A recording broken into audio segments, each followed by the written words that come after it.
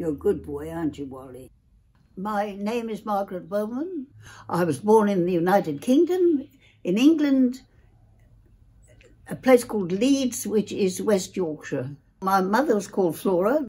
She was probably dreadfully frustrated because she was a marvellous manager and could have run all sorts of things, but it was all concentrated onto the domestic and social sphere, and it's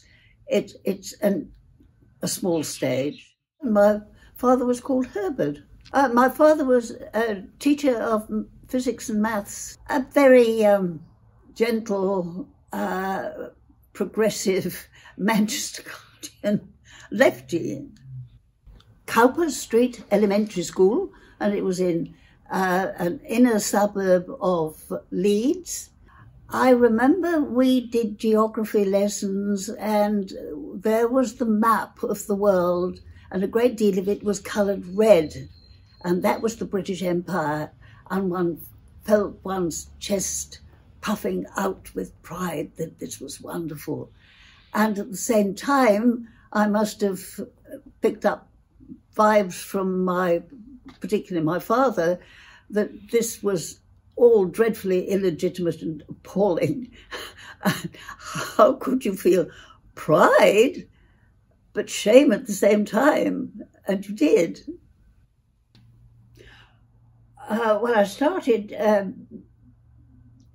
doing, at really my mother's behest, a course to become a teacher of domestic science in England. And I was teaching domestic science at the Oxford High School. And there was a political meeting. I can't remember who it was. It was some sort of Tory chap was going to talk about something or another. And I thought, oh, well, yeah, I'll go have a look. Anyway, a chap came in and he was introduced and we had a little gossip. And then this chap who'd come in said, would you like to come have tea with me one day? And I said, well, no, why not? And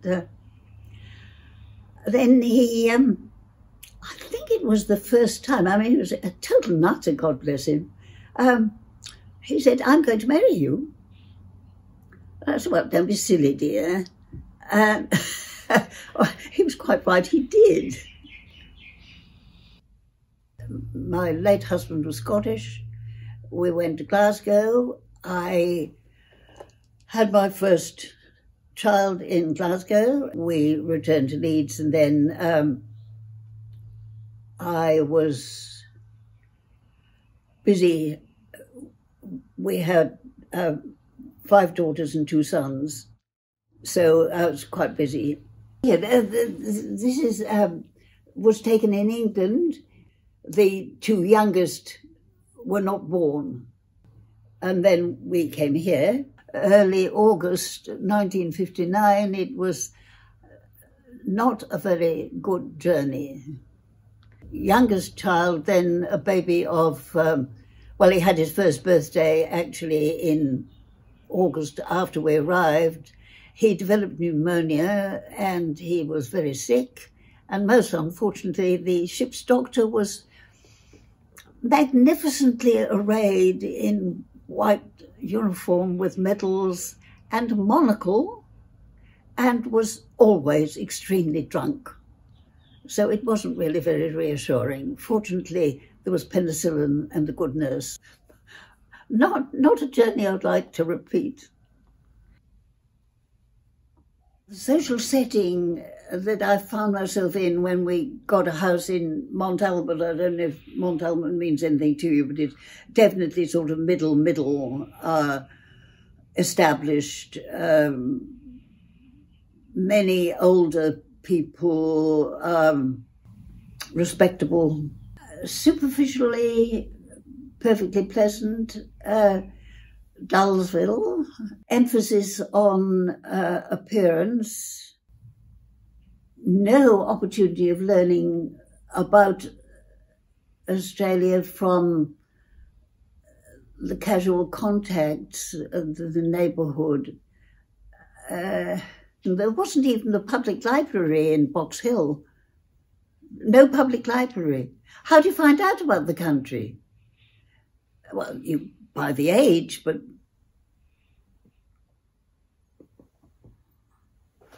listen to Blue Hills.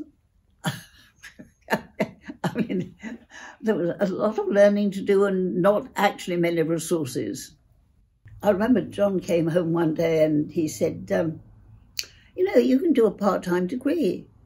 And I did the usual sort of bitter and twisted, oh, in my spare time, I suppose, dear. And he said, well, okay, think about it, because if you stay concentrated on the children, which you've got more than enough to do, but if you do that, they are going to grow up in an entirely different culture from the one that you brought with you. And if you're not awfully careful, you're going to be stuck. Why not give it a go? When John said, do a part-time degree, that was extraordinarily enlightened. So I did actually start, I did French, which was perfectly manageable because first year French here was more or less a rerun of the higher school certificate French that I'd done at school. And then, yeah, I found I could do it and it was fine, and one thing led to another, and then I was appointed to a lectureship at Monash, taught in the politics department and first year politics, and also I developed a course in urban politics. So I've actually published quite a bit on art history, but really I'm basically a political scientist. Honours in political science from the University of Melbourne. I've got a master's in art history from the University of Melbourne. I've got a PhD from Monash in politics, and I've got a PhD from the ANU in art history. In Australia, it was only fairly recently that you didn't have to resign when you got married, so that women no longer are in the domestic box, as it were. And I think that the sharing of childcare has changed very substantially, that the fathers are much more hands-on than they used to be. My grandsons, for example, are, as fathers, totally different from my late husband. I mean, God bless him, he was absolutely marvellous and I was devoted to him. But as a hands-on father, he was terrible. He couldn't change a nappy, he couldn't do anything. That wasn't it. But whereas my grandsons, they're absolutely wonderful. That's one good consequence, I think. I think women now do have additional strains because you've got your work pressures, you've got your home pressures, and an awful lot does depend on the extent to which there is sharing of the chores, and it's usually very unequal. I think we've been treading water since the election that gave us, God help us, Abbott. And we've just been treading water, and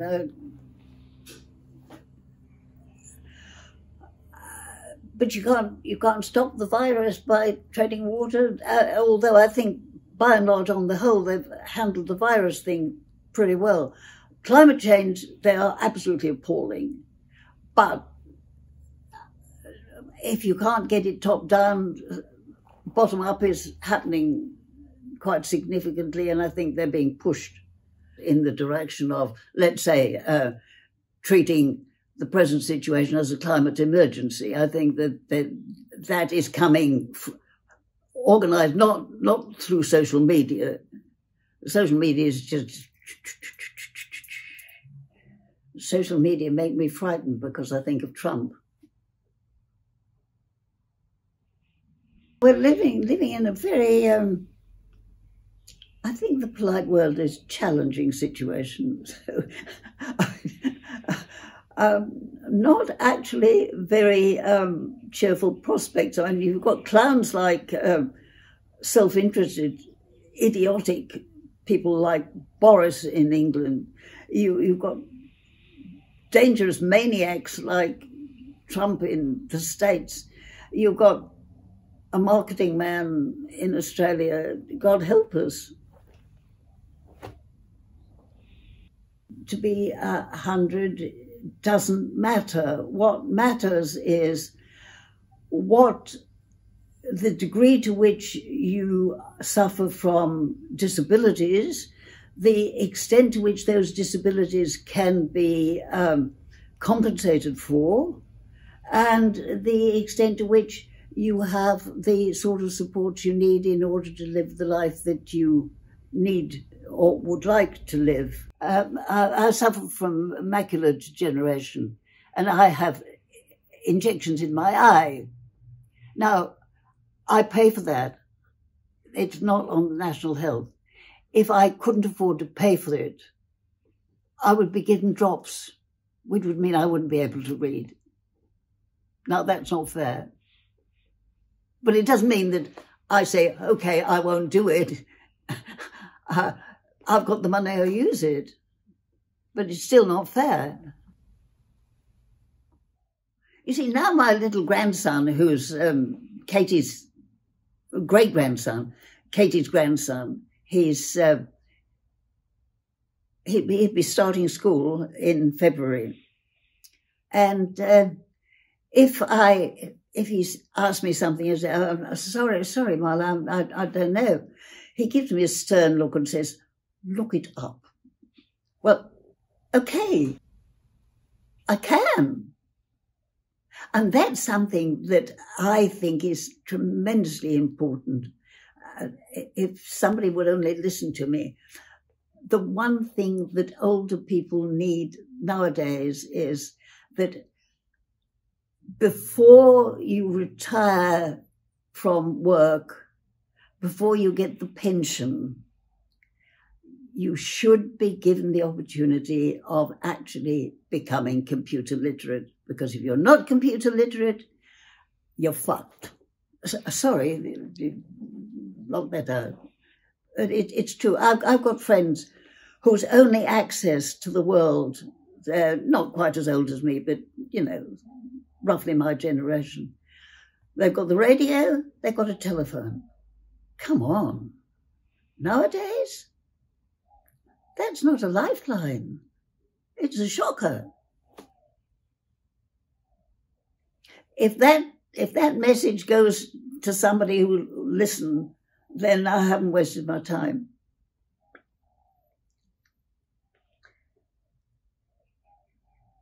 You see, because if you're not basically computer literate, you can't keep up. And so things like Zoom and WhatsApp, I've got a friend, I can't send her photographs because she hasn't got a computer. Whereas with WhatsApp, I'm exchanging photographs and things with my granddaughter who is living on the top of a mountain in France. A different world.